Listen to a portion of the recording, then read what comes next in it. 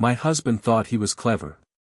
Hiding a second phone in his gym bag, deleting messages before he walked through the door, showering the moment he got home. He thought I was too trusting, too busy with our lives to notice. But here's what he didn't know, I noticed everything. And when I found that phone buried beneath his protein powder and workout gloves, I didn't scream. I didn't cry. I didn't confront him. Instead, I did something he never saw coming. I became someone else entirely. Someone he would trust with his deepest secrets, his darkest desires, his most vulnerable moments. I became his personal trainer. It started 3 months ago on a Tuesday night. Mark came home from the gym at 9:47 p.m., exactly 47 minutes later than usual. His hair was wet, his gym bag slung over his shoulder, and he had that look on his face. You know the one. That slightly too cheerful expression that screams guilt. Hey babe, sorry I'm late. Got caught up talking to some guys about their workout routine. I smiled from the couch. No problem. Dinner's in the fridge. He kissed my forehead and headed straight for the shower. But his gym bag stayed by the door. And it was vibrating. Not his regular phone. That was on the kitchen counter, silent and dark. His gym bag was buzzing with a sound I'd never heard before. A different ringtone. A secret ringtone. Let me take you back to the beginning. Back when Mark and I were the couple everyone envied. We met 7 years ago at a coffee shop in downtown Portland. I was a graphic designer drowning in freelance deadlines. He was a sales manager who ordered the same caramel macchiato every morning at 7:15 a.m. sharp. We made eye contact over the pastry display, and he made a terrible joke about croissants that somehow made me laugh. 3 months later, we were inseparable. 6 months after that, he proposed on the same spot where we met, the barista recording the whole thing on her phone while customers cheered. Our wedding was small but perfect. 50 people, string lights, his grandmother crying during our vows. We honeymooned in Greece, spent our savings on a tiny house with a backyard, adopted a golden retriever named Sunny. For 5 years, we were solid. We had Friday date nights, Sunday morning pancakes, inside jokes that made no sense to anyone else. Mark worked hard, traveled occasionally for sales conferences, but he always came home to me. Always texted me goodnight when he was away.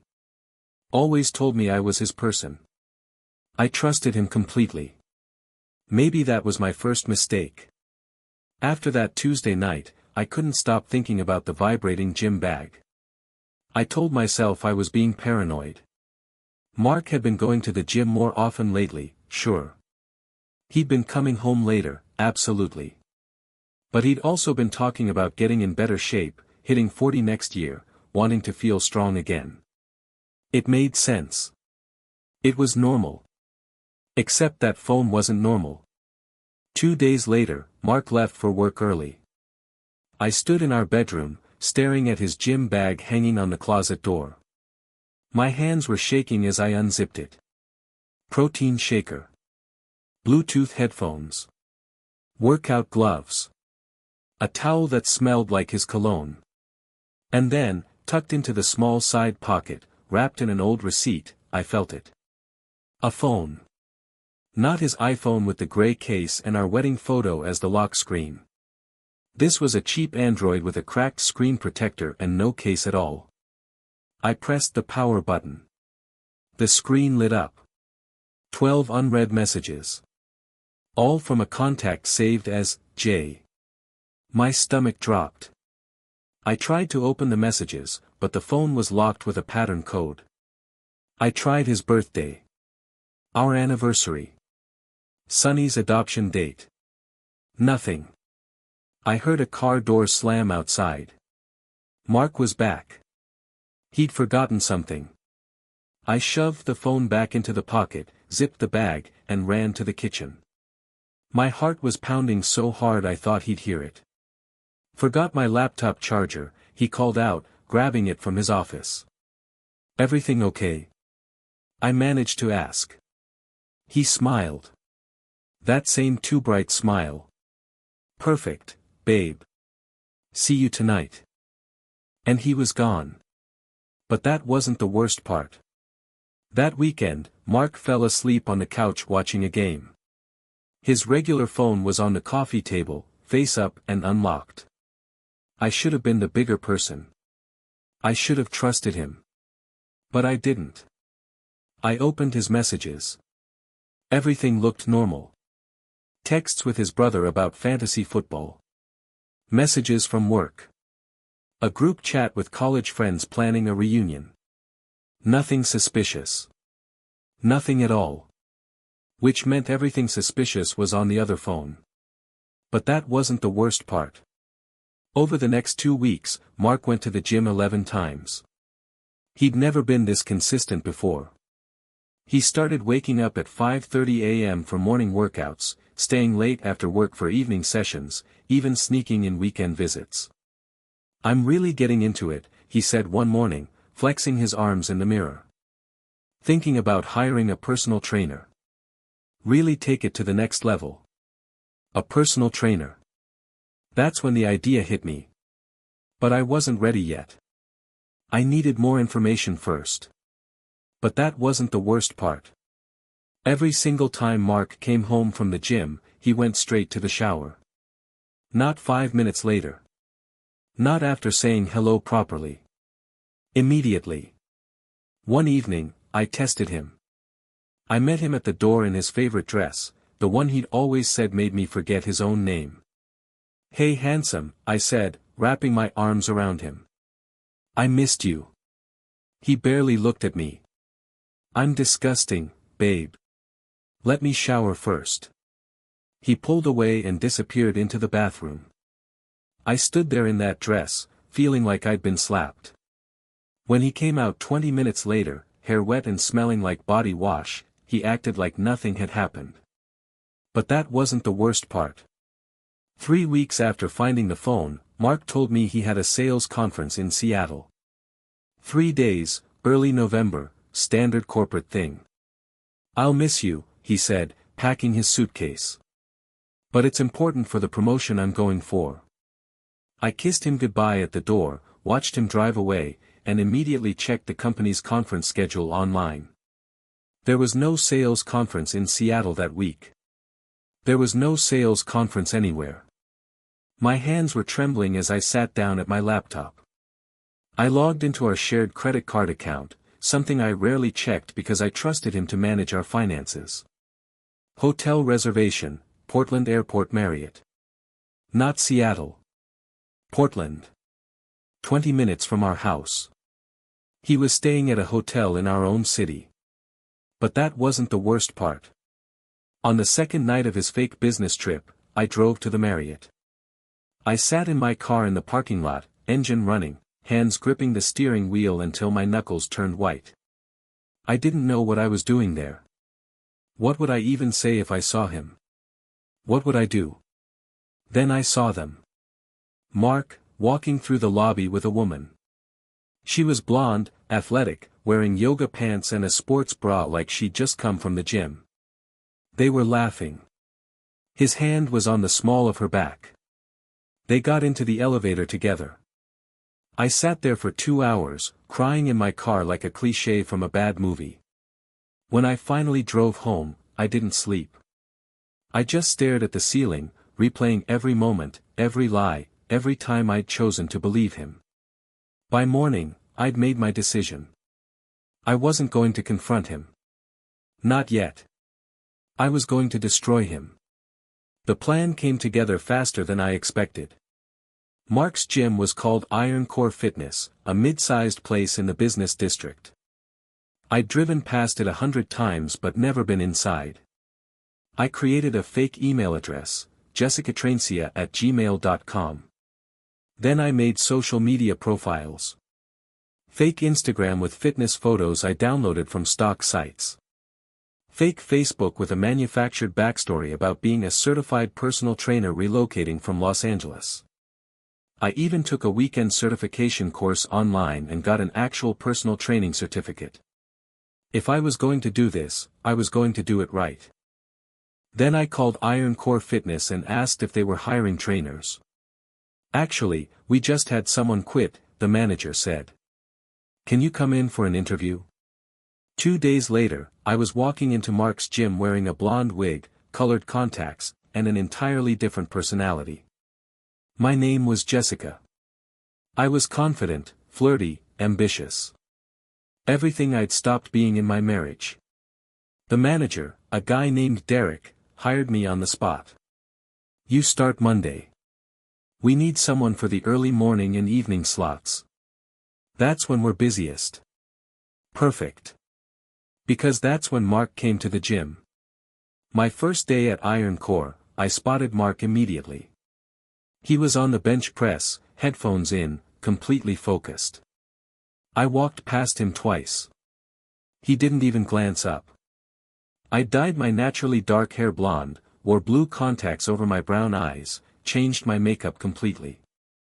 I even altered my voice slightly, making it higher and more energetic. To him, I was a stranger. On my third day, I made my move. Mark was struggling with his deadlift form. I approached casually, clipboard in hand, Jessica's smile on my face. Hey there. I'm Jessica, one of the new trainers. Mind if I give you a pointer? He looked up. For a split second, my heart stopped. Would he recognize me? Would 7 years of marriage show through a wig and contacts? But he just smiled. That charming smile he'd given me in the coffee shop 7 years ago. Sure, I could use the help.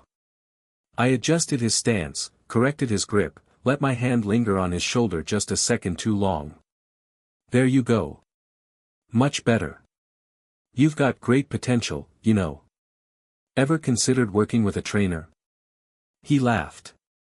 Funny you should mention that. I've been thinking about it. Well, I'm running a special this month. First session free. We could see if we're a good fit. He didn't hesitate. Let's do it. We scheduled his first session for Thursday evening. As he walked away, I felt physically ill. This was my husband. The man who'd promised to love me forever. And he was flirting with a stranger, booking training sessions, acting like I didn't exist. But I'd come this far. I couldn't stop now. Thursday evening arrived. I met Mark in the training area, all smiles and energy. Alright, Mark. Let's start with some basics. Tell me about your fitness goals. We talked for an hour. He told me he wanted to get in shape, feel confident again, impress someone special. Your wife? I asked innocently. He hesitated. Just for a second. Yeah. Something like that. We worked out together. I pushed him harder than he'd probably ever been pushed. Between sets, we talked. He told me about his job, his stress, how he felt like his life had become routine. Sometimes you need something new, he said, looking directly at me. Something exciting. I wanted to scream. I wanted to rip off the wig and show him who I really was. Instead, I smiled. I completely understand. Over the next 3 weeks, I trained Mark twice a week. Each session, he opened up more. Told me about his wife who didn't understand him anymore. His marriage that felt stale. How he'd been talking to someone else, someone who made him feel alive again. Does your wife know? I asked one evening. He shook his head. She's clueless. Too caught up in her own world to notice. Clueless. That's what he thought of me. What about this other woman? I pressed. Is it serious? He smiled. That secretive smile I'd seen in our bedroom when he thought I wasn't looking. Her name's Amber. We met at the gym actually. She's a yoga instructor. We've been seeing each other for about 4 months now. 4 months. A third of a year. All those late nights, early mornings, fake business trips. Where do you meet her? I asked, keeping my voice steady. Hotels mostly. Sometimes her place. I tell my wife I'm at the gym or traveling for work. She never questions it. I wanted to destroy him right there. But I had one more question. Do you love her? He thought about it. Actually thought about it. I think I might. That night, Mark came home at his usual time. I was waiting in the living room, still wearing my Jessica wig and contacts.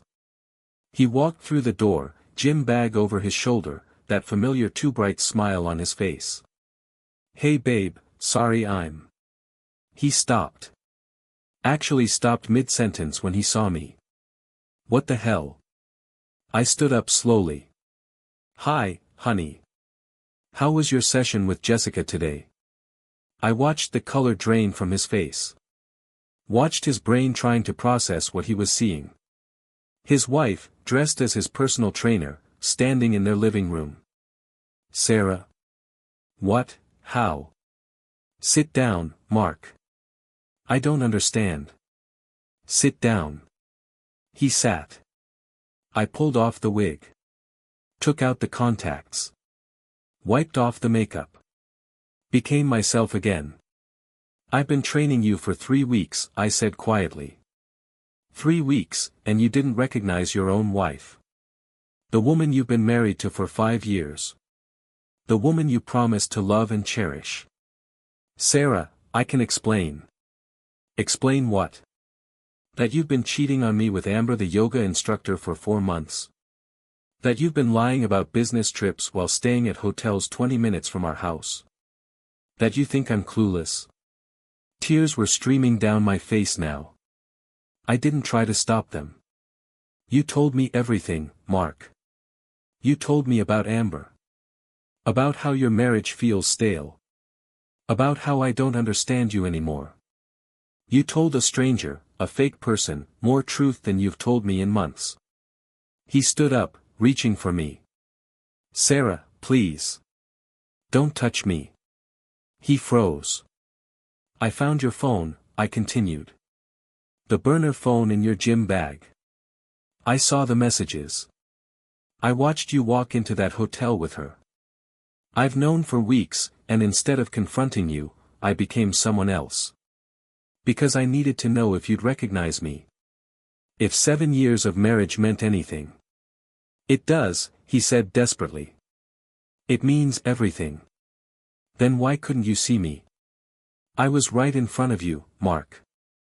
Right in front of you, and you looked through me like I was invisible. I'm sorry. I'm so sorry. It was a mistake.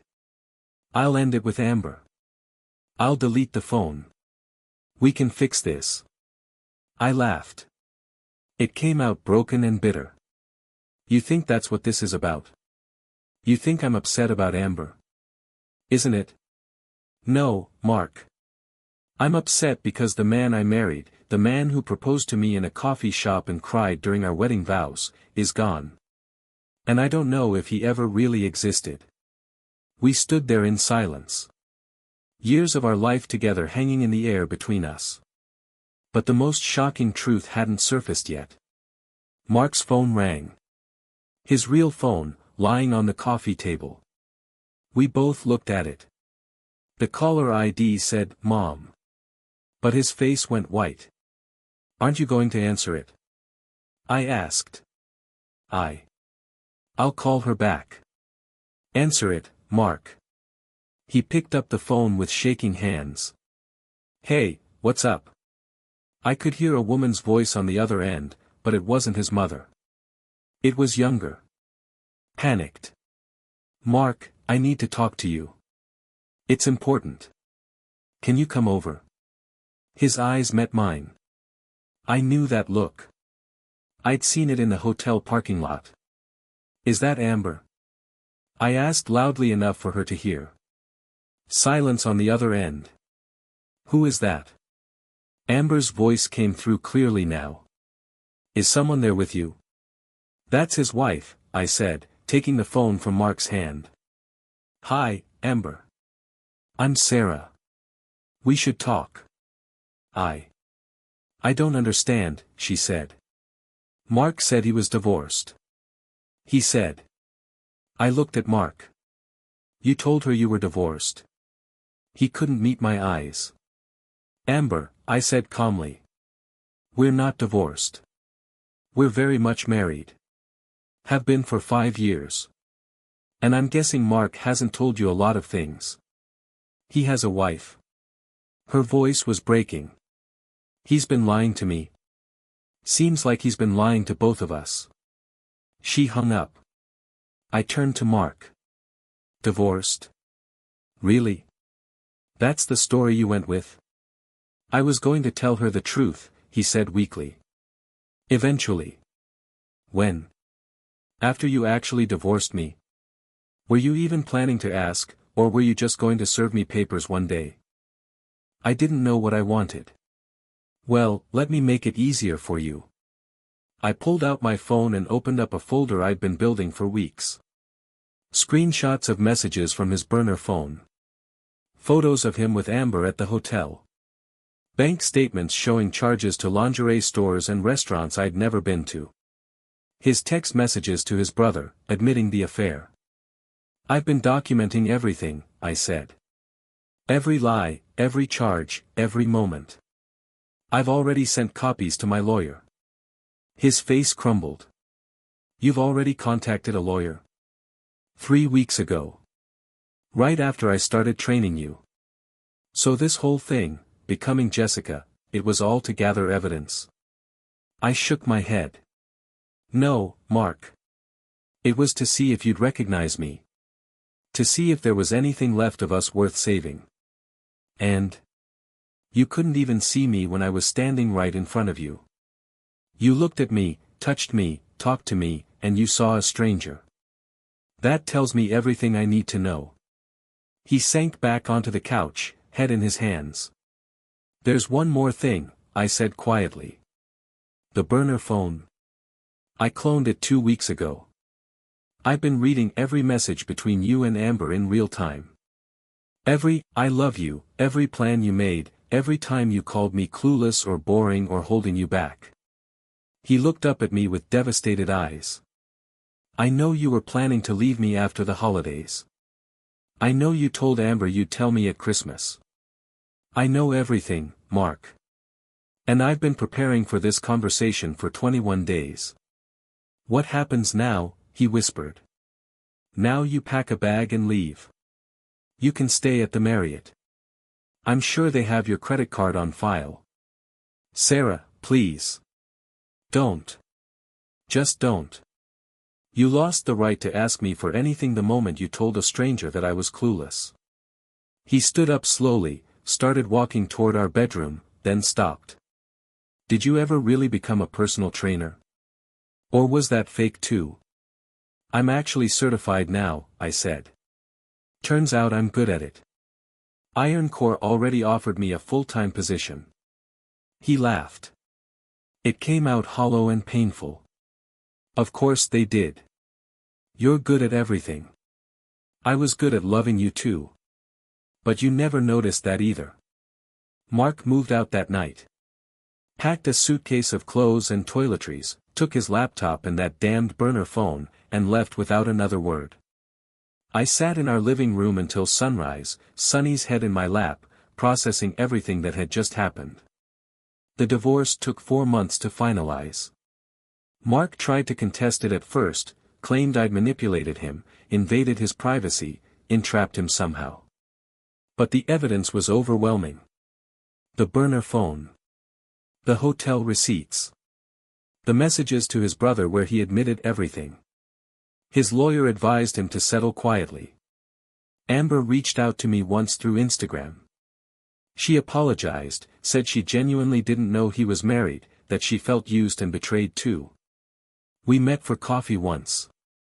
It was surreal, sitting across from the woman my husband had cheated with, both of US victims of the same man's lies. She told me he'd been pursuing her aggressively for months. Showing up at her yoga classes, waiting for her after work, telling her he was a divorced sales executive looking for a fresh start. She believed him because he seemed so genuine, so sincere. He's good at that, I said. Making people believe him. We didn't become friends, but we weren't enemies either. Just two women who'd learned the same painful lesson. I kept the job at Iron Core Fitness. It turned out I genuinely loved personal training. Helping people transform their bodies and minds, being present for their struggles and victories, making a real difference in their daily lives. Some of the members figured out who I was. News spreads fast in gyms. But instead of judging me, they respected me. I became known as the trainer who'd gone undercover to expose her cheating husband. People requested me specifically. My schedule filled up in weeks. Derek, the manager, pulled me aside one day. I have to ask. When you interviewed here, was it really about the job? Or was it about Mark? I thought about it honestly. It started as being about Mark. But it became about me. About remembering who I was before I made my entire identity about being his wife. He nodded. Well, you're damn good at this. And you're helping a lot of people. Thanks. That means a lot. 6 months after the divorce was finalized, I ran into Mark at a grocery store. He was alone, looking tired, pushing a cart with bachelor meals and beer. Sarah, he said. Hi. Hi. We stood there awkwardly. Two people who'd shared 5 years of marriage now reduced to polite strangers. How are you? He asked. I'm good. Really good, actually. I heard you're still at the gym. That you're doing well there. I am. I'm glad. He paused. I'm sorry. For everything. I know I said it before, but I mean it. You deserved better. I looked at him. Really looked at him. And I realized I didn't feel angry anymore. I didn't feel hurt or betrayed or devastated. I just felt nothing. You're right, I said simply. I did deserve better. So I became better. Are you seeing anyone? I smiled. That's really none of your business anymore, Mark. He nodded. Right. Of course. I miss you sometimes. Miss us. The us you miss never really existed. You made sure of that. I know. I messed up the best thing I ever had. Yes, you did. But honestly, you did me a favor. You forced me to see myself clearly. To remember I'm more than just someone's wife. I'm a whole person with my own identity, my own strength, my own life. I never meant to make you feel like less than that. Maybe not. But you did. And I let you. That's on both of us. We stood in silence for a moment. What happened with Amber? I asked, not because I cared, but because I was curious. She broke up with me. After she found out about the lies. She said she couldn't trust me. Smart woman. He laughed bitterly. Yeah. She was. I should go, I said. Take care of yourself, Mark. You too, Sarah. I walked away. Didn't look back. Didn't feel the need to. A year after everything happened, I was training a new client named David. He was a high school teacher, recently divorced, trying to rebuild his confidence. After our third session, he asked me out for coffee. I hesitated. The idea of dating again, of trusting someone new, felt terrifying. But then I remembered something. I'd survived being betrayed by the person I trusted most. I'd become a different person, literally and figuratively, to uncover the truth. I'd rebuilt my entire life from scratch. I could handle a cup of coffee. Sure, I said. I'd like that. We met at a coffee shop. Not the one where Mark and I met, but a different one. A fresh start. David was kind. Genuine. He asked questions and actually listened to the answers. He didn't check his phone constantly or seem distracted. He looked at me, really looked at me, and I felt seen in a way I hadn't felt in years. After 2 hours, he walked me to my car. "I had a really great time," he said. "Would you want to do this again?" "I would," I said. "But I should be honest with you. My last relationship ended badly. I have trust issues. I'm still figuring out who I am outside of that." He nodded. "I get that. My divorce wasn't easy either. How about we figure it out together? No pressure, no expectations. Just two people getting to know each other." I smiled. A real smile. "I think I'd like that. Here's what I learned from everything that happened. Sometimes the person you trust most is the one who betrays you. Sometimes love isn't enough. Sometimes people change, or maybe they show you who they really were all along. But you know what else I learned? You're stronger than you think. You can survive what feels like the end of your world. You can reinvent yourself, rebuild yourself, become someone you never imagined you could be." Mark thought I was clueless. He thought I'd never figure it out, never fight back, never become someone powerful enough to expose him. He was wrong. I became his personal trainer. I looked him in the eye every session and he never recognized me. Because he'd stopped seeing me long before I put on a wig. The betrayal broke my heart. But it also freed me. It freed me to become Jessica, who was confident and strong and didn't apologize for taking up space. It freed me to become a person who helps others transform their lives. It freed me to eventually trust again, love again, live again. Mark lost the best thing he ever had. But I found something better. I found myself. If this story touched you, subscribe so you don't miss the next one.